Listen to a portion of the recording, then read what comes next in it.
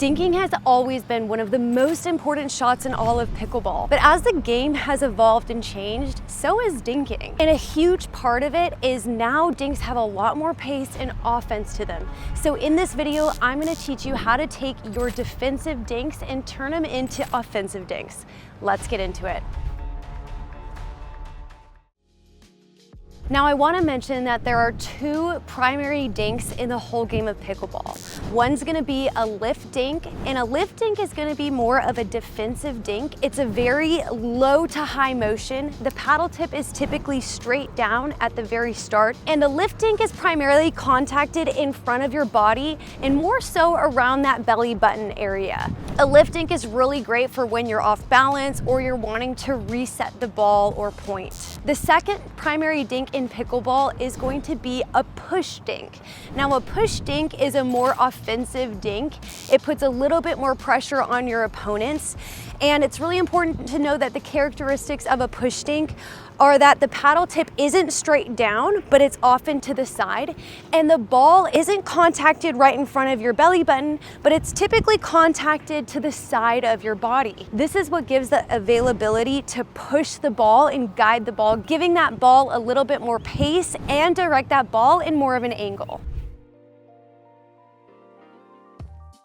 Again, push dinks are gonna be more of an offensive dink, and you can really only do it when you're completely balanced. Now I'm gonna show you a little clip of the pros and kind of point out which dinks are push dinks and which dinks are lift dinks. So now I'm gonna show you guys a clip of the pros dinking, and I'm gonna point out what dinks are push dinks and what dinks are lift dinks. And I want you guys to look at the swing path and the angle of the paddle and see if you notice anything that we'll talk about later in the video.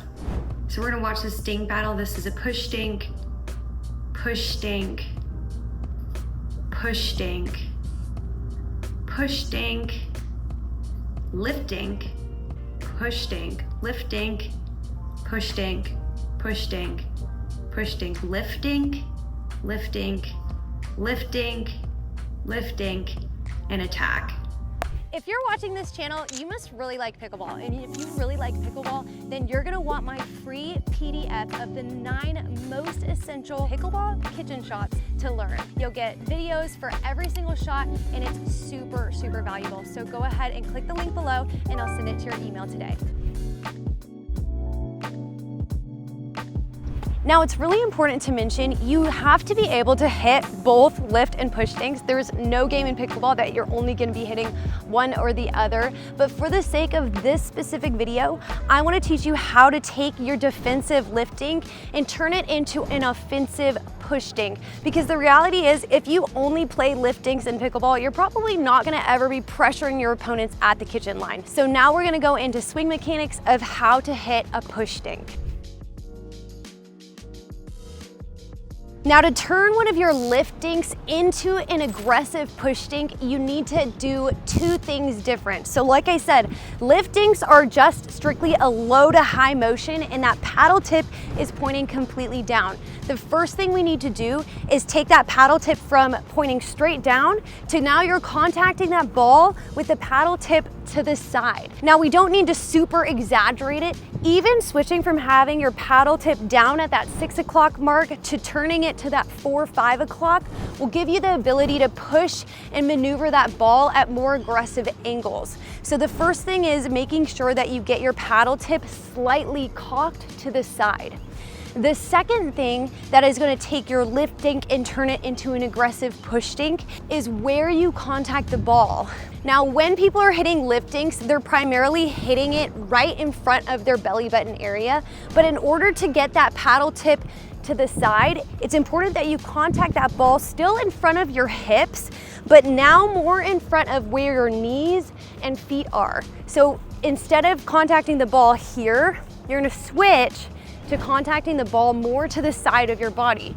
Granted, when I say side, I don't mean behind your hips. It's really important that ball is still contacted in front of your body just not in front of your belly button. That's what's gonna give you the availability to push and maneuver that ball to aggressive angles on the court. Now, if you really wanna get good at push dinks, then you need to get the footwork down, and this drill is gonna help you. This is the shuffle push dink drill. You can do it with a partner or with a ball machine, but basically you're gonna move and shuffle your feet so that you're contacting the ball in the right spot and you have your paddle at the right angle. Try your very best to avoid any lifting. So in order to do that, contact the ball in front of your hip, knee, or foot area instead of in front of your belly button, and have that paddle tip cocked to the side instead of straight up and down. Count and see how many push dinks you can get in a row. If you hit a lift dink or make an unforced error, you have to go back to 0. Once you finish the forehand side, then you can switch to the backhand side. After that, you can go ahead and do a live dinking battle with a partner, and that's where you can mix in push dinks and lift dinks in a game scenario. Thanks so much for watching. Make sure you give this a like and subscribe to my YouTube channel, and I'll see you in the next one.